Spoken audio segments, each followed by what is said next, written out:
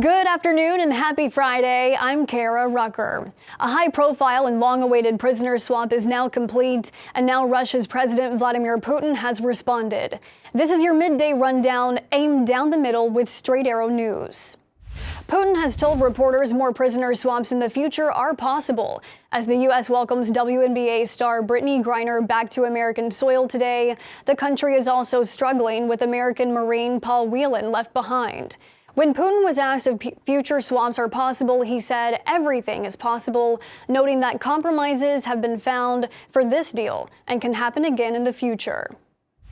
Amazon is being sued for allegedly stealing more than $1 million worth of delivery driver tips. The lawsuit accuses Amazon of deceiving its customers into thinking tip money they paid online was going straight to the delivery driver on their route.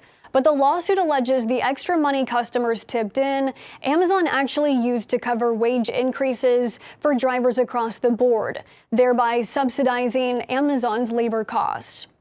The Washington, D.C. Attorney General leading the lawsuit said, quote, "My office will use every tool available to hold Amazon and any company that lies to consumers and cheats workers accountable. Amazon is one of the richest companies in the world. It can and must do better." Amazon said the lawsuit is without merit.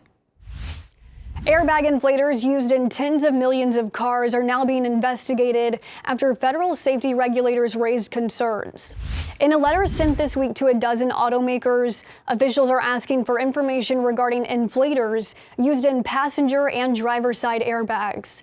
The concern is over the potential for these airbags to explode. The airbags have reportedly exploded 6 times and left 2 people dead and 4 injured.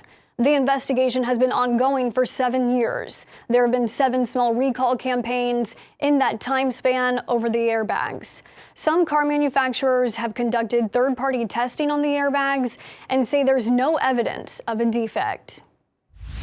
Congress has released their findings after a year-long investigation into the Washington Commanders' NFL football team.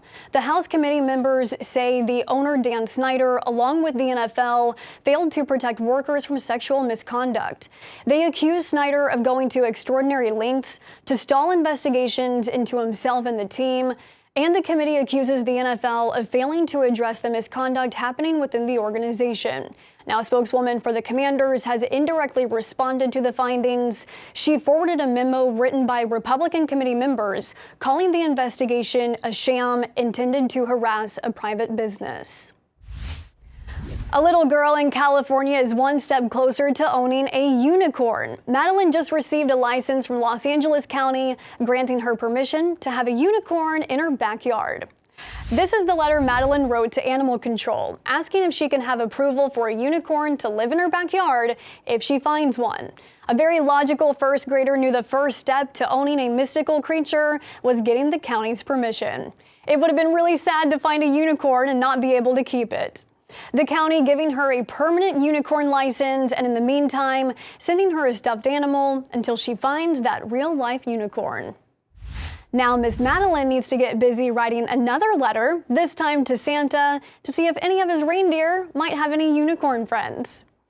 Thanks so much for joining Straight Arrow News on this Friday. I'm Kara Rucker. From the heartland of America, we hope you have a great weekend.